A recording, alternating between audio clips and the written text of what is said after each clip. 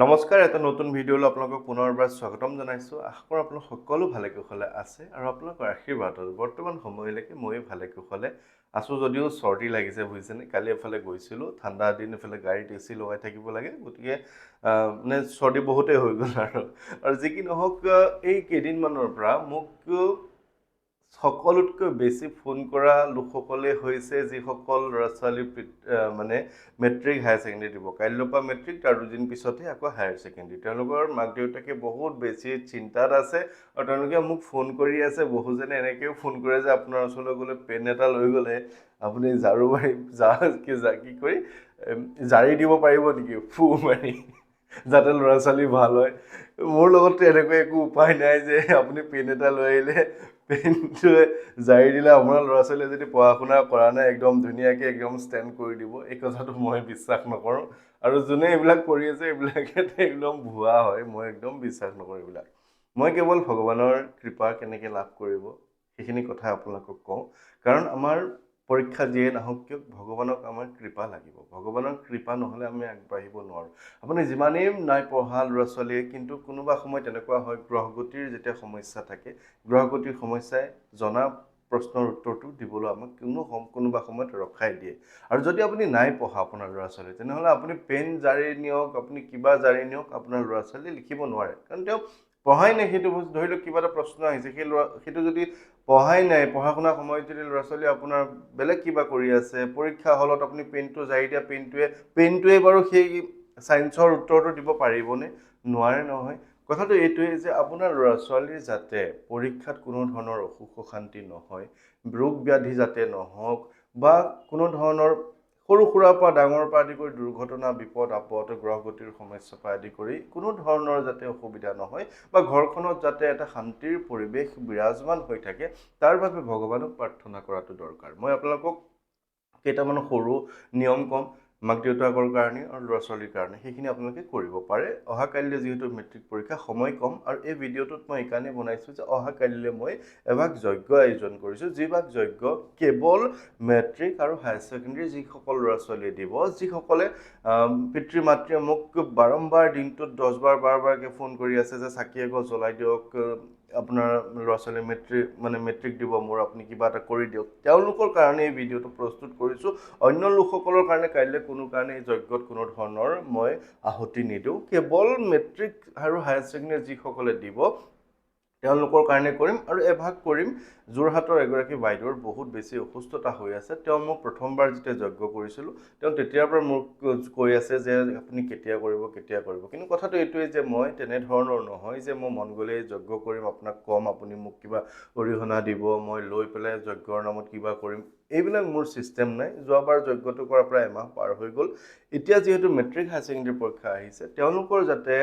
ৰোগ ব্যাধি নহওক, ভালকৈ যাতে কুশলে কল্যাণে যাতে থাকিব পাৰে, সেইখিনিৰ কাৰণে মই এভাগ যজ্ঞ কাইলৈ ৰাতিপুৱা খুব সোনকালে কৰি দিম। আৰু সেই বাইদেউগৰাকী যিগৰাকীয়ে মোক কৈ আছে, তেওঁৰ কাৰণে মই কৰি দিম। তেওঁ বহুত দিনৰ পৰা কৈ আছে, কাৰণ মই এনেধৰণৰ মন গ'লেই কৰা তেনেকুৱা ধৰণৰ মোৰ কোনো ছিষ্টেম নাই। এতিয়া কথাটো এইটোৱেই যে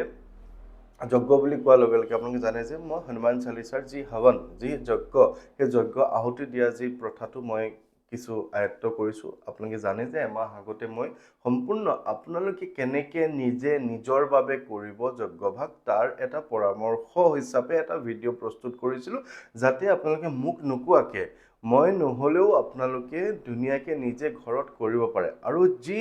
যজ্ঞভাগ আপোনালোকে যি উদ্দেশ্য লৈ, যে ল'ৰা ছোৱালীৰ পৰীক্ষাৰ কাৰণেই হওক, বা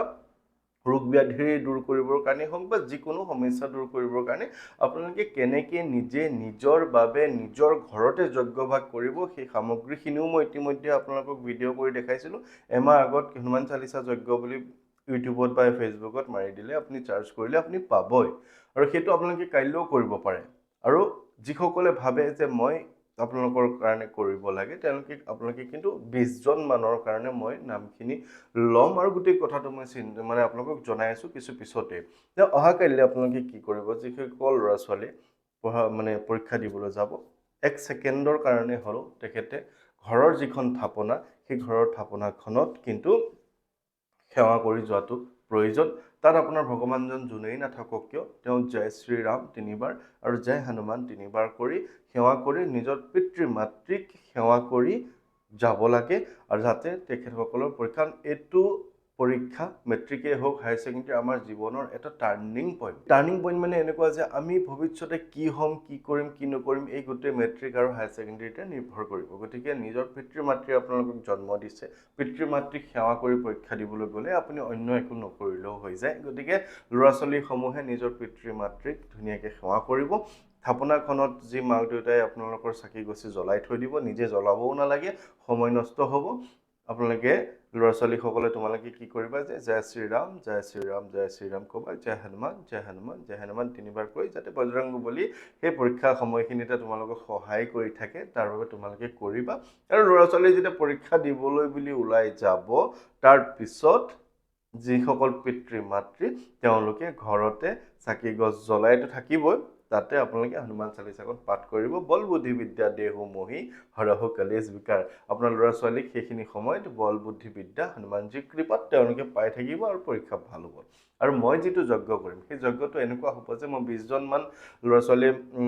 কাৰণে যিসকলে মোক কৈ আছে বাৰম্বাৰ কৈ আছে কিবা এটা কৰি দিয়ক তেওঁলোকৰ যাতে এইখিনি সময়ত পৰীক্ষা ভাল হওক বুলি নহয় পঢ়িছে যদি পৰীক্ষা ভাল হ'ব নাই পঢ়া যদি পৰীক্ষা বেয়া হ'ব যাতে আপোনালোকৰ ৰোগ ব্যাধি নহয় গ্ৰহগতিৰ কাৰণে যাতে কোনো সমস্যা নহয় তাৰ বাবে মই এভাগ যজ্ঞ কাইলৈ ৰাতিপুৱা প্ৰায় 8 মান বজাৰ পৰা 9 মান বজাৰ ভিতৰতে সমাপন কৰিম 20জন মানে মোক নাম দিব পাৰে আৰু নাম দিবলৈ এনেকুৱা কথা হয় যে এভাগ যজ্ঞ কৰোঁতে কিছু খৰচো হয় সেই খৰচটো আপোনালোকে মোক দিবও নালাগে সম্পূৰ্ণ মই কৈ দিছোঁ যে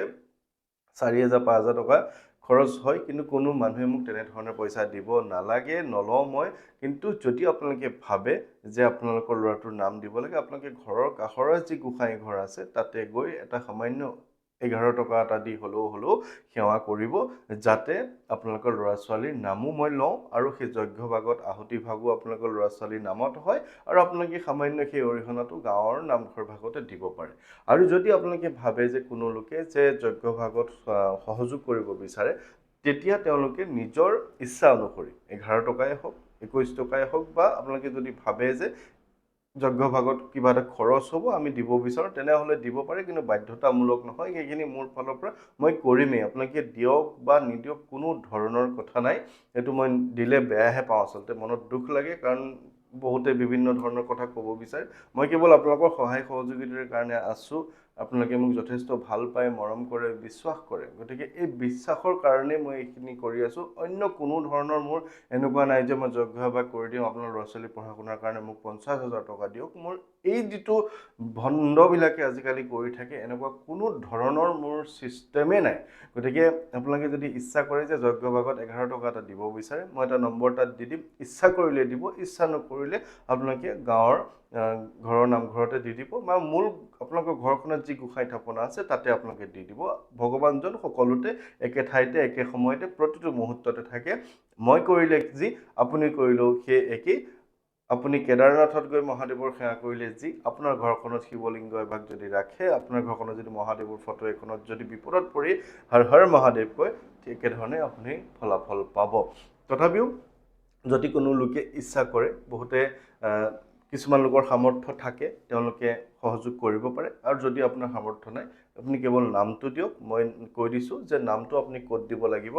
9476989124 9476989124 এই নম্বৰটোত আপোনালোকে আপোনাৰ ল'ৰা বা ছোৱালীৰ নাম দিব বাছ সিমানেই কথা মেট্ৰিক নে হায়াৰ ছেকেণ্ডেৰী দিব তেনেকৈ মই লিখি ল'ম নামসমূহ তেনেধৰণে আপোনালোকৰ কাৰণে সেইটো মই কৰি দিম কিন্তু এটা কথা মনত ৰাখিব কোনো কাৰণে ফোন কৰি জনোৱাৰ প্ৰয়োজন নাই ফোন কৰি জনালে আপোনাৰ কাৰণে যজ্ঞভাগ সমাপন নহ'ব আপুনি কেৱল মেছেজ কৰিব লাগিব 9476989124 এই নম্বৰটোত মেছেজ কৰিব আজি দিনৰ 2 বজাৰ পৰা নিশা 10 বজালৈকে 10 বজাৰ পিছত যিসকলে নাম দিব তেওঁলোকৰ নাম লোৱা নহয় আৰু 2 বজাৰ আগত যিসকলে নাম দিব তেওঁলোকৰ নাম লোৱা নহ'ব 2 বজাৰ পৰা এই নম্বৰটো খোলা থাকিব সেই নম্বৰটোত আপোনালোকে কেৱল হোৱাটছআপ কৰিব কোনো ফোন কৰি জনাবলগীয়া নাই, মোৰ ব্যক্তিগত নম্বৰত ফোন কৰি আপুনি জনাবলগীয়া নাই, কাৰণ নম্বৰটো আপুনি, মই আজি বজাৰলৈ যাম এতিয়া যজ্ঞৰ সামগ্ৰী কিনিবলৈ, আপুনি ফোন কৰিব, মই হ'ব বুলি কৈ দিম, ঘৰত আহি আপোনাৰ নামটো মই পাহৰি যাম। গতিকে ফোন একেবাৰে নকৰিব, আপুনি কেৱল সেই নম্বৰটোত 9476989124 নম্বৰত আপুনি মেছেজ কৰক, তাৰ পৰা এটা অট'মেটিক মেছেজ যাব, সেই নম্বৰটোত আপোনালোকে যেনেধৰণে যি কোৱা হৈছে সেইখিনি কথা মানি ল'ব পাৰিলে চেষ্টা কৰিব, যাতে নাম দিবলৈ কম তাত বা অন্যান্য যিখিনি তাত লিখি দিম সেইখিনি চেষ্টা কৰিব, আৰু অন্য একো কথা নাই, যাতে আপোনালোকৰ ল'ৰা ছোৱালী এইখিনি সময়ত ভাল হয় সেই কথাটো মনত ৰাখিব, পৰীক্ষা সময়টো যাতে কুশলে কল্যাণে যায়। মই প্ৰত্যেকজন পৰীক্ষাৰ্থীলৈ মোৰ ফালৰ পৰা শুভেচ্ছা শুভকামনা জ্ঞাপন কৰিছোঁ। প্ৰতিগৰাকী ছাত্ৰ ছাত্ৰীৰ ৰিজাল্ট ভাল হওক, পিতৃ মাতৃয়ে শিক্ষক শিক্ষয়িত্ৰীয়ে যেনেধৰণে আশা কৰিছে তেনেধৰণে ফলাফল লাভ কৰক তাকে কামনা কৰিছোঁ। আৰু আপোনালোকে যদি যজ্ঞত যোগাযোগ কৰিব বিচাৰে অনুগ্ৰহ কৰি সেই নম্বৰটোতহে যোগাযোগ কৰিব। ধন্যবাদ। সকলো ভালে কুশলে থাকিব। জয় শ্ৰীৰাম।